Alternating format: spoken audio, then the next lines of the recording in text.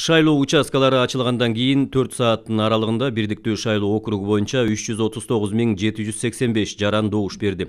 Бул жалпы шайлоочулардын 9,17%-ын түзөт. Учурда Ош шаары активдүүлүк көрсөтүүдө. Бул убакытта 10,94% шайлоочу добушун берди. Ал эми Чүй облусу 7,81% менен эң артта баратат.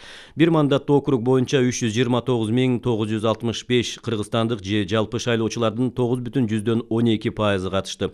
Белгилей кетсек, чет өлкөдө жүргөн жарандар бир мандаттуу округтан көрсөтүлгөн талапкерлерди шайлай албайт. Жогорку кеңештин депутаттарын шайлоого 3,703,420 жаран катышуу укугуна ээ. Чет мамлекеттерде тизмеге кирген 84,128 жарандын ичинен 1,518 же 1,8% өз тандоосун жасады.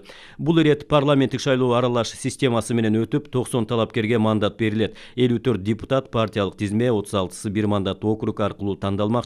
Партиялык ачык тизме менен шайлоого 21 партия, бир мандаттуу округтан 286 талапкер атсалышууда.